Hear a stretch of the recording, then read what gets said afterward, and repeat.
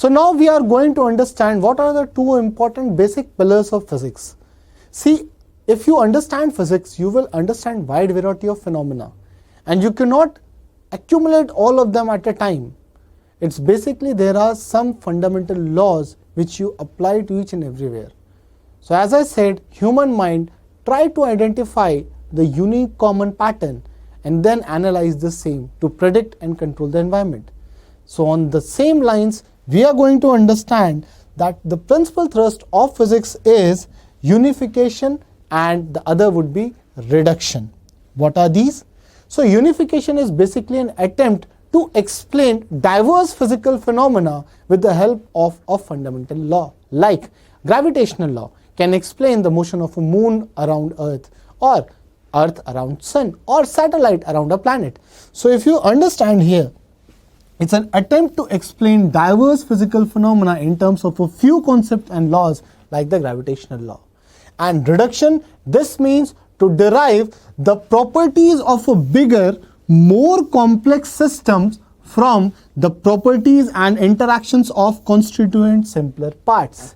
Like if I say that the heat energy or the temperature of a system is determined by the kinetic energy of the particles, you will be amazed. But yes, it is the true that for any system which contains gases, the temperature is by the virtue of the kinetic energy of the particles which are moving inside it. That's what reduction is. So principal thrust for physics is unification and reduction, and this is important, friends. Remember, this will be asked in your school exam. Now let's move ahead and understand that scope and excitement of physics. When we have understood that what is the principal thrust, now we want to understand from starting from what level till what level physics can be applied. Practically saying, it can be applied everywhere. There is no space where physics cannot be applied. Starting from the macroscopic domain, any particle or any study or any system which is having a size more than 10 to the power minus 6 meter comes under this domain. So this domain includes the study of particles or system which are having size more than 10 to the power minus 6 meters. And this study comes under the part of classical physics. So whatever physics you have studied till now is a part of classical physics. And what are the parts you have studied from classical physics? I hope you understand these terms. Yes, mechanics, that is simple F is equals to ma, the block diagrams part, right? You have understood that part. Then optics, you have studied light. Then electrodynamics, you have studied charges and magnetism. And thermodynamics, that is the heat energy movement. So all these things are included under the classical physics part. Now let's move on to the next domain, that is microscopic domain. Of course, one is the macroscopic and other would be the microscopic domain. So any particle or a system which is having size less than 10 to the power minus 14 meter or even less, that comes under the microscopic domain. And friends, with these particles, these are such minute particles that they cannot be handled by classical physics. So they are being studied under quantum theory, which is a separate science and it is beyond the scope of our syllabus. But yes, the particles which are having very small size, which are even less than 10 to the power minus 14 meters, they are dealt with the help of quantum theory. So friends, the scope is from the macroscopic domain to the microscopic domain. You might be wondering what happened to the size between 10 to the power minus 6 to 10 to the power minus 14. What happens for them? So friend, don't worry, there's a mesoscopic domain as well. It's the new emerging field where we study the particles which deals with the domain intermediate between the macroscopic and the microscopic domain, and it involves the studying of few tens or hundreds of atoms, right? Now let's move ahead and understand the scope and excitement further. If you want to talk about the range of length, so basically we will be trying to understand the scope on the basis of length, time and mass. So when you talk about the scope of the physics, we want to understand it in terms of length, time and mass.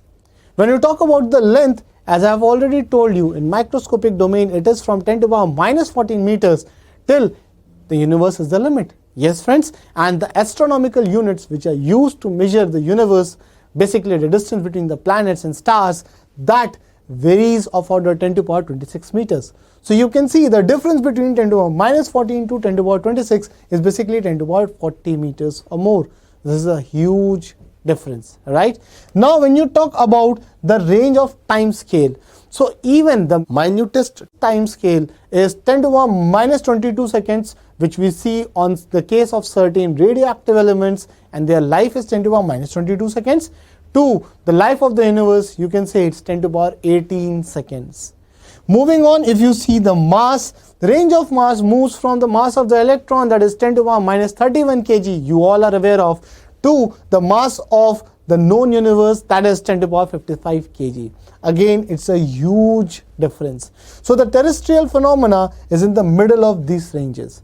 So you can see when you talk even about the length, time and mass, the ranges are of 10 to the power 40. This will again form in the range of 10 to the power 40, and this, if you find, that ranges from 10 to the power minus 31 to 10 to the power 55, which is some sort of 10 to the power 86 order.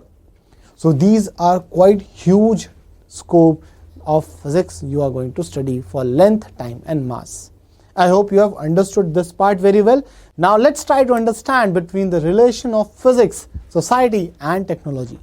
Can you imagine any society which can develop without the technology?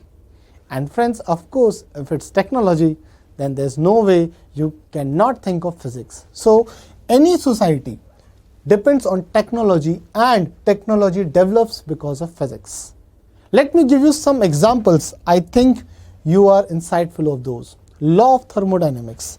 If you take the law of thermodynamics, that they were used in steam engine which started the industrial revolution in England in 18th century, right? You might have studied this in history in class 10th.